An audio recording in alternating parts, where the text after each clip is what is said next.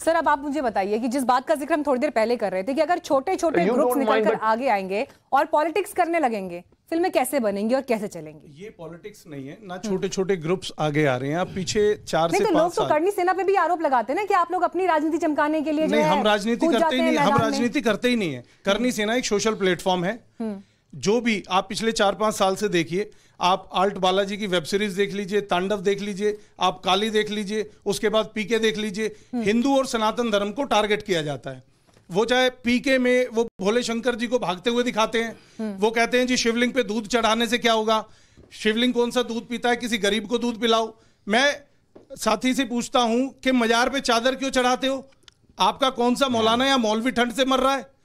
ये कहते हैं कि ये कहते हैं कि मुस्लिम लोग, बातों से हम बचेंगे, थोड़ा सम्मानजनक। ये कहते हैं कि मुस्लिम लोग जज्बाती होते हैं। ये अपने पैगंबर मोहम्मद साहब पे मूवी बनाइए, उसमें जितना पैसा खर्च होगा करनी सेना देगी। तो उन्होंने कह दिया ना वो भागते हुए, वो तो उन्होंने कह दिया कि नहीं, वो तो खुद ही स्वीकार कर रहे हैं इस बात को। मैं दूसरी बात पूछ रही हूं, तो सब हिंदू और सनातन संस्कृति को टारगेट मैं आपसे पूछ रही हूं कि पद्मावत एक फिल्म रिलीज होनी थी, फिल्म आप लोगों ने देखी नहीं थी, लेकिन उससे पहले आप संजय लीला भंसाली को थप्पड़ मारकर आ गए। अब अगर देश में इस तरह की अराजकता का माहौल होगा, अभी आपने जो वही सवाल मैंने खन्ना साहब से भी पूछा ना कि एक यहाँ पर फिल्म को रिलीज करने के लिए एक बोर्ड है, उसकी अपनी एक पावर है, जहां सैलरी है वहां रिश्वत भी है। बोर्ड से तो ये लोग अप्रूव करा लेते हैं। मतलब कोई भी चीज जो आपके हिसाब से फैसला न दे वो रिश्वतखोर है। एक राकेश कुमार थे जो करप्शन के केस में पकड़े गए थे सीबीएफसी में। उन्होंने बहुत सी पिक्चरें ऐसी अप्रूव की थी और उनको क्लासिफिकेशन किया था। आप देखिए, ये क्लासिफिकेशन जो है बिजनेस प्रपोजिशन है।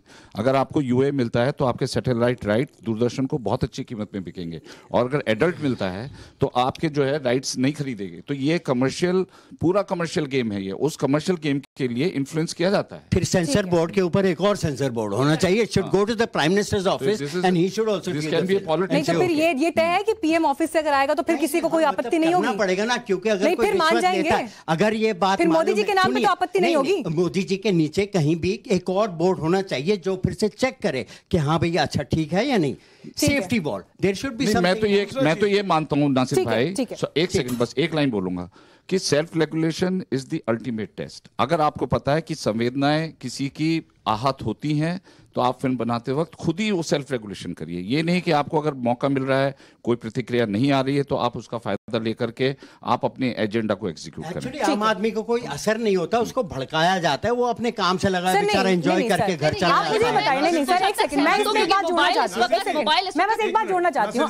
अगर काली माँ का एक फोटो दिखाई देता है जिसमें वो सिगरेट पीती हुई दिखाई दे रही है, मुझे ये बताइए कि जिस भी घर में काली माँ की पूजा हो रही है, क्या उस इंसान को आपत्ति नहीं होगी? आप कह रहे हैं कि लोगों को भड़काया जाता है। हो सकती हो, मैं एक्चुअली पीके की बात कर रहा था। आपको लग रहा है? एक मिनट, आप मुझे यहाँ वहाँ मत धकेलिए। मैं नहीं सर, मैं आप ही के सवाल पे सवाल पूछ रही हूँ, चिंता मत करिए। एक ही चेन जाता हूँ सर, मैं आपसे आपकी बात पे सवाल पूछ रही हूँ। आपने कहा कि यहाँ वहाँ मत ले जाइए, मैं जल्दी मैं घबरा जाता हूँ। मैं पीके की बात कर रहा था कि पीके में मामला ऐसा था कि वो शिवजी को नहीं दिखा रहे थे, वो एक एक्टर को दिखा रहे थे जो शिवजी बन के आया हुआ है। उसके पीछे इसीलिए लोग हंसे। अगर एक्चुअली शिवजी के पीछे कोई ऐसे, एक मिनट, अगर एक्चुअली शिवजी के पीछे लगता आपत्तिजनक है, मगर अगर एक एक्टर बेचारा he has gone to refresh himself and Amir Khan, one stupid boy who doesn't know anything, कुछ जानता ही होता है, अरे यही है, वो अपना पीछे लग रहा है। ह्यूमन सीन है, हंसाने वाला सीन थी कि भगवान का अपमान, भगवान पे हंस नहीं रहा था कोई। आप कह रहे हो कि भगवान का मजाक उड़ाया जा रहा है। सबसे बड़ी आपत्ति तो इस बात पे, भगवान का मजाक कैसे उड़ाया जा सकता है, मुझको समझा दो, मैं भी उड़ाना चाहता हूँ। तो आप मोहम्मद साहब का मजाक उड़ाओ ना। एक चीज आप बता दीजिए, पीके मूवी में वो मस्जिद के बाहर 2 शराब बोतलों के साथ भी खड़ा हुआ था, तो उसमें आपको नहीं है? पीके मूवी में 2 शराब की बोतलों के साथ मस्जिद के बाहर खड़ा था, उसके लिए तो किसी ने बात पे मस्जिद के अंदर नहीं, मस्जिद के बाहर, मस्जिद के अंदर नहीं। आपने काली माँ को सिगरेट पीते हुए दिखा रहे हो। मैं नहीं दिखा रहा।